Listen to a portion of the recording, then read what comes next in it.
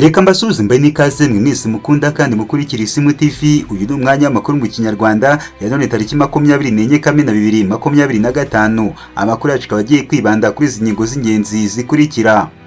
Mu makuru yacu turakubwira ko General Muhoozi Kainerugaba yagaragaje ko adashobora kunyuranya na Perezida Paul Kagame. Mu yandi makuru kandi turakubwira ko General Muhoozi yemeje ko ingabo za Uganda zishe ibyihebe bya Al-Shabaab birenga 50. Amakuru yacu turayakomereza hanze Afrika, tukubwire ko Vladimir Putin yashinje Amerika na Israel gushotora Iran. Amakuru yacu kandi turasoreza kuri inkuru ivuga ko Iran yagabye ibitero ku birindiro by'ingabo za Amerika muri Qatar na Iraq. Na makuru mwateguriwe kandi mujye kwezwa nanjye Jean Harerimana. Musaba gukora subscribe, share, comment ku Isimu TV kugira ngo amakuru n'ibiganiro byacu bikomeze kugereho umunsi kundi. Amakuru ku buryo burambuye ni mukanya. Ikaze amakuru yacu ku buryo burambuye, reka tuyahere kuri inkuru ivuga ko Muhoozi yagaragaje ko adashobora kunyuranya na Perezida Paul Kagame.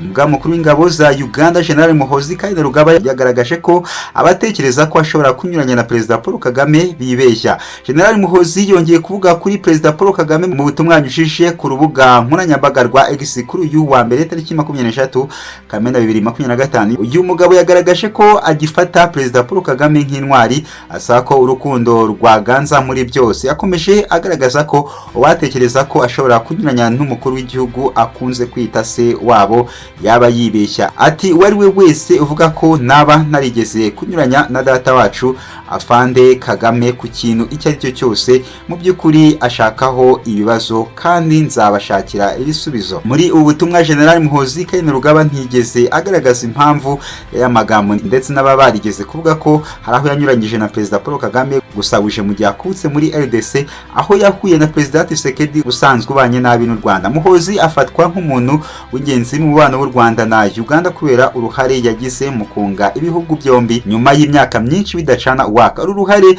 rwa Muhoozi rwanashimwe na Perezida Paul Kagame ubwo yitabiraga ibirori by'isabukuru y'uyu musirikare muri 2022. Ati niba kongera guhuza u Rwanda na Uganda byari bikenewe wowe Muhoozi kugira ngo ube umuhuza, ndabishimira Imana. Dufite ibibazo hagati y'ibihugu byacu ariko nari mfite icyizere ko ari iby'igihe gito. Umurunga uduhuje urakomeye, abajenerali beza ntabwo ari abatsinda intambara, ni abatsinda amahoro. Ndishimye kuva warahuje ibihugu byacu byombi, kuba byakongera kubana mu mahoro. Ntabwo Muhoozi asiba kugaragaza Perezida Paul Kagame nk'umuntu w'icyitegererezo kuri we. Mu yandi makuru kandi reka dukomereze n'ubundi muri Uganda, kubwe ko General Muhoozi yemeje ko ingabo za Uganda zishe ibyihebe bya Al-Shabaab birenga 50.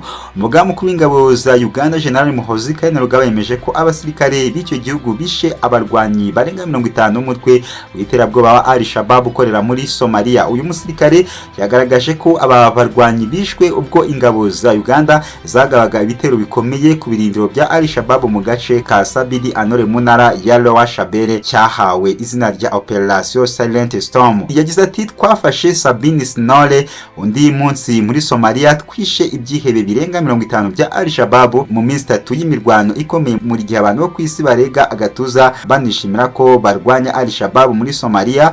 Turi gukora akazi gakomeye duhabwa ubufasha w'ike n'umuryango mpuzamahanga. General Muhoozi yatangaje ko ategereje kureba niba abarega agatuza bazagera ku byo ingabo za Uganda zagezeho mu myaka 18 ishize zaba zavuye mu butumwa bw'amahoro muri Somalia. Umuvugizi w'ingabo za Uganda General Major Felix Kulairye we yari yatangaje ko abarwanyi ba Al-Shabaab biciwe muri iyi mirwano ari 30. Yasobanuye kandi ko habayeho ubufatanye n'ingabo za Somalia. General Major Kulairye yasobanuye ko abasirikare ba Uganda 7 nabo bapfiriye muri iyi mirwano, hakaba hari gutegurwa igikorwa cyo gucyura imirambo yabo. Reka amakuru yacu kandi tuyakomereze kuri inkuru ivuga ko Putin yashinje Amerika na Israel gushotora Iran. Perezida w'Uburusiya Vladimir Putin yatangaje ko ibitero bya Israel na Leta Zunze Ubumwe za Amerika byagabwe kuri Iran ari ubushotoranyi kuko binyuranyije n'amategeko mpuzamahanga. N'ingingo Putin yagarutseho kuri uyu wa mbere tariki 23 Kamena 2025 mu biganiro cyagiranye na Minisitiri w'Ububanyi n'Amahanga wa Iran Abbas Araghchi i Moscow.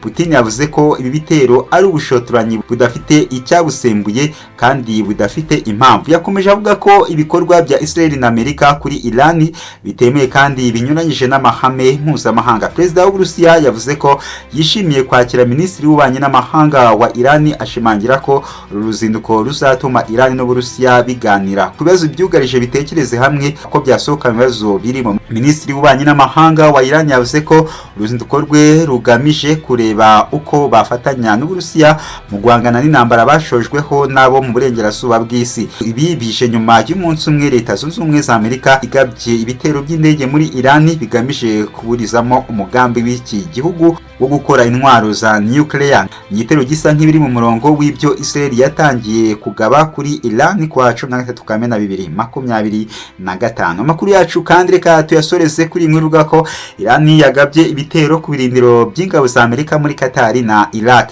Iran yatangaje ko yagabye ibitero ku birindiro by'ingabo za Leta Zunze Ubumwe za Amerika muri Qatar no muri Iraq nyuma y'uko icyo gihugu kigabyeho ibitero ku cyumweru tariki 22 Kamena 2025. Ku mugoroba kuri uyu wa mbere Iran yatangaje ko yagabye ibitero bya misile ku birindiro by'ingabo za Amerika zirwanira mu kirere bya Al-Adid muri Qatar. Ni itangazo Iran yatangaje ibinyujije kuri televiziyo y'igihugu yari ifite umutwe ugira uti igisubizo cy'imbaraga kandi cyagenze neza gikozwe n'igisirikare cya Iran mu gusubiza ku bushotoranyi bwa Amerika. Iki gitero kibaye mu gihe Qatar yari yafunze ikirere cyayo mu buryo bwo kwirinda mu gihe hari ibikangisho bituruka kuri Iran ko ishobora kugaba ibitero. Minisitiri y'ingabo ya Qatar yasohoye itangazo rivuga ko ubwirinzi bwo mu kirere bwo mw'icyo gihugu bwakomye mu nkokora mizile zatewe na Iran ku birindiro bya Al-Adid bikaba ntawe byahitanye. Ati turashimana kubwo kuba maso kw'ingabo zacu n'ingamba z'ubwirinzi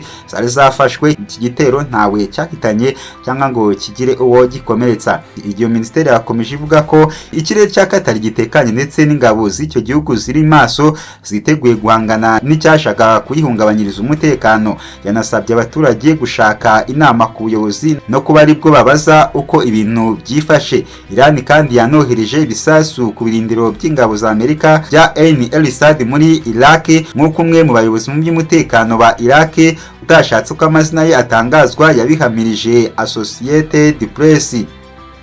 Ni amakuru mwateguriwe kandi mwagezwagaho nanjye Jean Harerimana.